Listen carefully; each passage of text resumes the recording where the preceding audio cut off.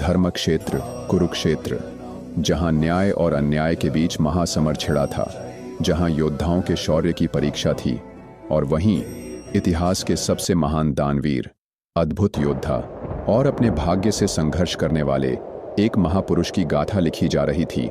महान कर्ण की शौर्य गाथा। कुंती, जिन्होंने अविवाहित होने के कारण सूर्यदेव के वरदान से जन्मे अपने पुत्र को नदी में प्रवाहित कर दिया। एक शिशु जो शाही रक्त का होते हुए भी किनारे लहरों के सहारे बहता रहा। उस शिशु को पाया एक सारथी अधिरथ और उसकी पत्नी राधा ने, जिन्होंने उसे प्यार और सम्मान दिया, परंतु समाज ने हमेशा उसे सूत पुत्र कहकर तिरस्कृत किया। बाल्यकाल से ही कर्ण का लक्ष्य केवल एक था, महान धनुर्धर बनना। परंतु जब वह गुरु द्रोण के पास गया तो उसे जन्म से नहीं, जाति से परखा गया। उसे शिक्षा देने से मना कर दिया गया। परंतु कर्ण हारा नहीं। वह परशुराम के शरण में गया। उसने अपने परिश्रम से हर विधा में निपुणता प्राप्त की, परंतु नियति ने फिर एक क्रूर खेल खेला।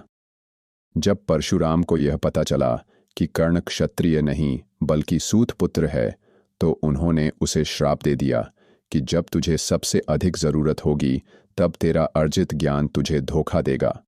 समाज ने जब उसे अपनाने से इनकार कर दिया, तब एक व्यक्ति ने उसकी प्रतिभा पहचानी, कौरवों का युवराज दुर्योधन। दुर्योधन ने कर्ण को अंगदेश का राजा बनाया। समाज, जिसने उसे ठुकराया था, अब उसे अंगराज कर्ण के नाम से जानने लगा। कर्ण ने अपनी दोस्ती को अपने जीवन से भी ऊपर रखा, परंतु क्या नियति ने उसे इसके बदले न्याय दिया? कर्ण केवल एक योद्धा ही नहीं बल्कि महादानी भी था। वह अपनी कवच कुंडल को भी इंद्र को दान कर सकता था, भले ही यह उसके जीवन की रक्षा करते। फिर आया वह घड़ी जब कर्ण और अर्जुन आमने सामने थे। कर्ण का रथ धरती में धंस चुका था और तभी श्री कृष्ण ने अर्जुन से कहा, यह वही क्षण है अर्जुन, जब तू अपने शत्रु का अंत कर सकता है। कर्ण ने अंतिम बार अपने जीवन को देखा। उसने हमेशा समाज से सम्मान मांगा, परंतु नियति ने केवल अपमान और छल दिया। कर्ण मारा गया, परंतु वह अमर हो गया। वह न केवल युद्ध भूमि में बल्कि हर दिल में जीवित रहेगा। एक ऐसा नायक जो अन्याय का शिकार हुआ, फिर भी उसने हमेशा अपने कर्तव्य और वचन को निभाया।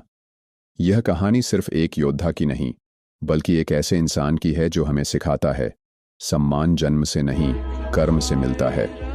यह थी कर्ण की शौर्य गाथा, एक नायक जिसे इतिहास ने कभी पूरा न्याय नहीं दिया।